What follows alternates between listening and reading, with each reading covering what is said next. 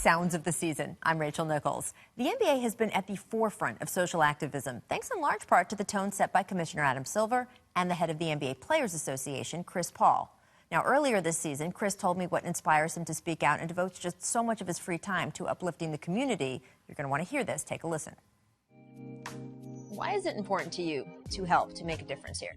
You know, for me, when myself along with the other guys stepped forward at the ESPYs, it was as a man and more so as a father, in trying to bring awareness to the different issues that we're all facing and just be a voice. I actually posted a picture on my Instagram the night of the ESPYs because as I was sitting there when the ESPYs started, we have a photo stream with our kids and stuff like that, that me and my wife and our family received pictures. And when this picture came across of my son sitting there watching it, I got goosebumps. And I told my wife, I was like, this might be the most meaningful picture that I've probably ever seen, in that the things that we're facing now are things that our kids are gonna have to endure.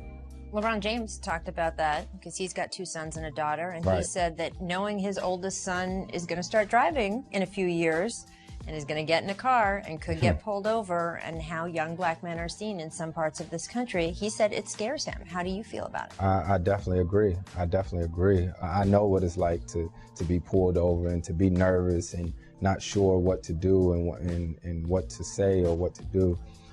So it's a very uncomfortable feeling. And like Bron said, having kids, it really makes an impact. When did it happen to you? A couple years ago. Really? A couple years ago. So after your face was plastered all over America for years and years, still someone pulled you over and you felt nervous about the interaction? Oh, no question. No question. Because at the end of the day, everyone doesn't know who you are. Right. You know, and at the same time, you know, I don't expect any preferential treatment or anything like that. You know, there's a difference though between preferential treatment and being scared of being hurt. Right. There's a middle ground there. No question, no question. You're exactly right. And things happened. It was an uncomfortable situation, but it happened. We saw Colin Kaepernick really push the national conversation with his protests of the national anthem and get a lot of people talking who weren't before. When you guys sat around and talked as a team about whether you wanted to continue and pick up those anthem protests or whether you wanted to move in a different direction? You know, the conversation is amazing. The different symbolism and things like that, they're amazing, but I'm more so of what can we do? I've charged my team, my family, everyone around me to figure out different ways that we can actually educate people and try to move in the right direction. And we've seen the teams themselves, the NBA as a league, really want to partner with the players to be active in doing something. What conversations have you guys had about how you guys together can sort of move communities forward? The thing that we have that a lot of other leagues don't have is that recognizable faces. You know, everyone in our league, if you go to a grocery store, you know them. I think for us is figuring out exactly what we need to do in these different communities and moving forward. Thank you, Chris. Now, during our Final Four weekend, our teammate here on The Jump, Tracy McGrady, was voted into the Naismith Basketball Hall of Fame class of 2017. We were given unprecedented access to document T-Mac's big weekend, thanks to our friends at the Hoop Hall.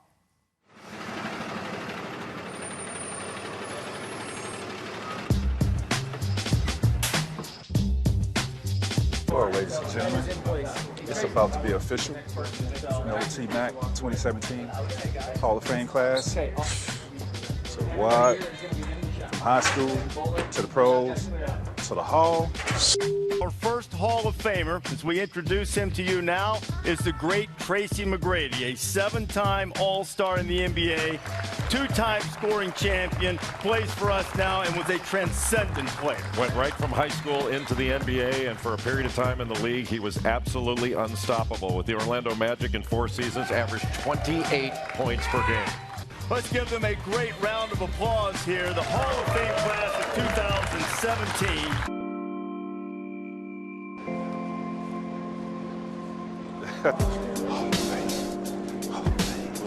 Just got to Utah and got to my hotel room.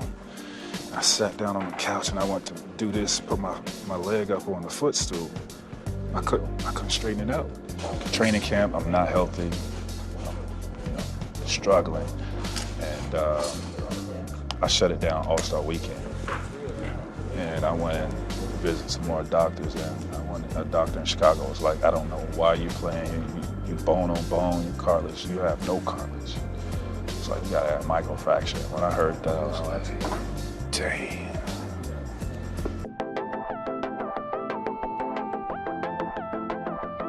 I did get emotional. I did start crying. I can tell you that. I never won a championship. I never had the opportunity to play for a championship, but this is my championship. This is everything that I wanted to play for with this game that I love.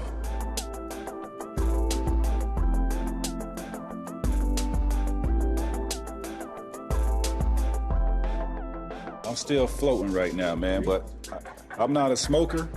I don't smoke any marijuana, but I can only imagine how it feels because I feel that way.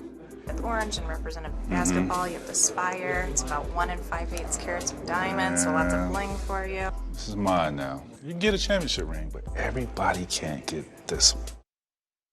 Congrats, T-Mac! And before we go to break, we'd like to leave you with a soundbite from my Mother's Day conversation with Wanda Durant, Sonia Curry, and Mary Babers-Green. Enjoy.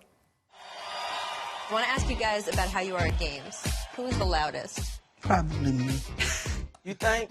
I think so.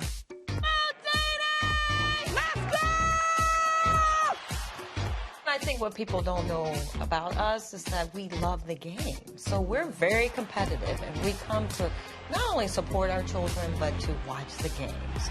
Fires away. Wow! Another three from Curry. So for the first time ever, we got a trilogy in the NBA Finals. Cavs, Warriors, the three-peat. But just as impressive, LeBron was playing in his 7th straight finals, 8th overall. Now, he doesn't usually do sit-downs right before a finals, cone of silence type of thing. But he did this time to talk about just what this accomplishment meant to him. It's your 8th final in 10 years, 7th straight. They might as well just call this the LeBron Invitational now. But that's easy for me to say. You said the other day, it's not just that you did it, it's the way you did it. How come keeping it your way is so important to you? Because it's who I am. It's just playing the way I want to play throughout my career. No matter what was going on at the point where I was listening to the critics saying, well, you shouldn't have did this, you shouldn't have did that. I was still mature enough, even at a young age, to say, listen, this is the way you should play basketball. This is the way you was taught. It's okay to make the extra pass. It's okay to miss a shot. I've always stuck to my guns about that. But how did you do that? Because I know at the beginning, I know you internalized it a little bit. You weren't immune to it. You listened to it. Yeah. So how did you figure that out and then turn it off? I think it just all comes with just maturing and also just sticking to just being true to yourself. I think when you know yourself and you start to, say, okay, I know who I am. So I've talked about chasing Michael Jordan and that ghost. When you're sitting on the bench at the end of the Eastern Conference Finals and you got the towel over your head and Kyrie's yelling in your ear, what is going through your mind? It's very emotional. I talk to a lot of my good friends all the time about where we come from. And we're not supposed to be here, and the things people have no idea, our upbringing, things of that nature. And for me to sit there in Boston, one of the greatest basketball franchises ever, and for me to stand alone atop being the greatest scorer in playoff history, passing my idol, it was just emotional.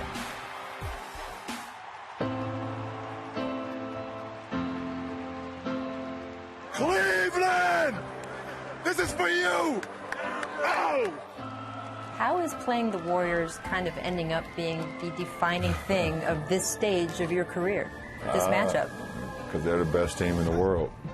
They've assembled something here in Golden State that very few franchises have been able to do. And if you beat this team with its 2 MVPs and 2 other All-Stars and walk away with a ring, what will it say about you? It doesn't change nothing about me. Either way? Either way. I'm going to do whatever I got to do to help us try to get this victory and win this series, but the narration of me don't change. I'm still a champion. I'm still sacrificing everything that I need to do for this franchise and for every franchise I play for. There's going to be people who will always discuss it, how we place him here, place him there, but at the end of the day, it doesn't change. It's going to be one hell of a challenge, one tough challenge going against these guys, and I just look forward to it. Welcome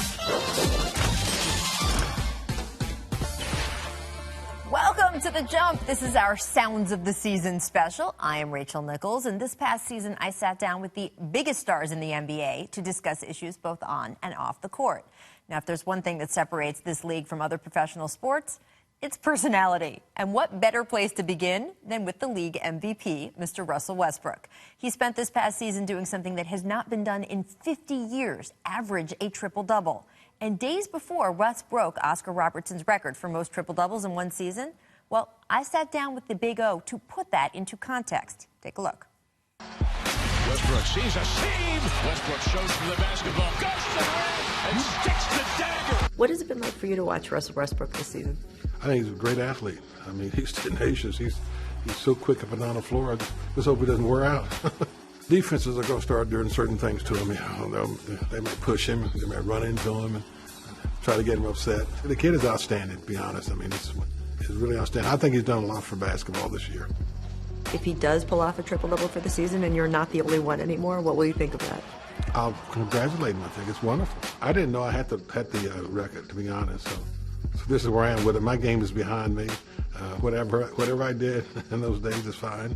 This is the new age. People want to see great stars play. They want to see guys get triple-doubles and shoot three-point shots, and they want highlights. Russ is also a candidate for the MVP award, but different voters have different ideas about how important what he is doing is. Well, I mean, for what he's done, I think he deserves it. But there are other candidates as well. And, years ago when I played, the MVP came from the team that won, no matter what you did. Now, Russell's historic season earned him MVP honors, but it was one of the closest races in recent memory. That's because James Harden, along with coach Mike D'Antoni, performed an extreme makeover of the Rockets. They turned into one of the most explosive teams in the league. I spoke to Harden just at the beginning of that experiment, and he talked so candidly about repairing his image after being left off all three All-NBA teams the previous season. You had a great quote about team chemistry. You said, to build something I haven't had since I've been here, everyone on the same page, everyone in the same boat. Why do you think you haven't had everyone in the same boat in past seasons? I don't know. But I keep going back to last year because it was so frustrating, for myself and then for our organization. So we don't want that to repeat. And this is I got to do things that I haven't done as a leader. Go out and get out of my character zone a little bit. And I'm willing to sacrifice for the sake of the team, for the sake of whoever, for us to be successful. All right, so let's talk about that. You said you looked in the mirror. You didn't like everything that you saw. What didn't you like? My performance consistently. It was whether it's offensively, whether it's defensively. His defense has been embarrassing. If you're going to take a knock at Harden, that's one of the knocks. He just lost his man for a layup. That can't happen. I mean, there were multiple times that it would just look like someone was walking by you. What was happening there? Just not focused. Not focused, and a lot of distractions. But once again, I had a lot on my plate, which I don't think anybody else in the NBA has on their plate. As far as minutes being played, the load, just all that. So that goes into a factor, which is no excuse. But hey, I look in the mirror. You got to be better, and then you got to come back more focused. You're going to have even more on your plate maybe this season because this is your team. You signed that contract extension. Mm-hmm. Dwight is gone. How do you want to manage things differently so you don't get yourself in that situation again? Yeah, just from top to bottom, we have something different. Players and the coaches holding each other accountable, listening, learning, teaching.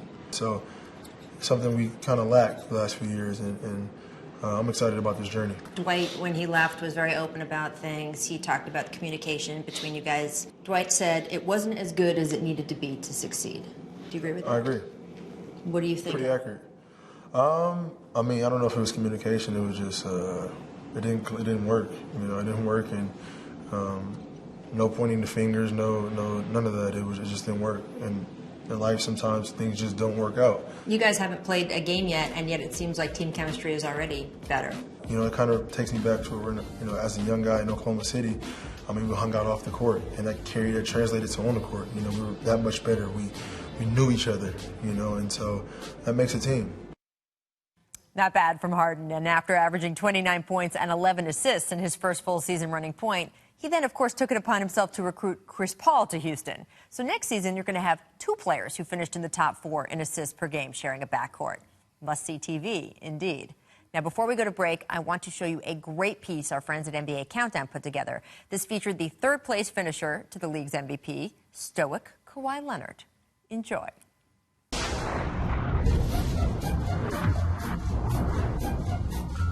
How do I get Kawhi to laugh? Your guess is as good as mine. I have no idea. You cannot get Kawhi Leonard to laugh. Having Kawhi laugh is very hard. A job that I haven't mastered yet. I gotta work on my game. TV shows, funny movies, jokes, just like normal people. Here and there you can see a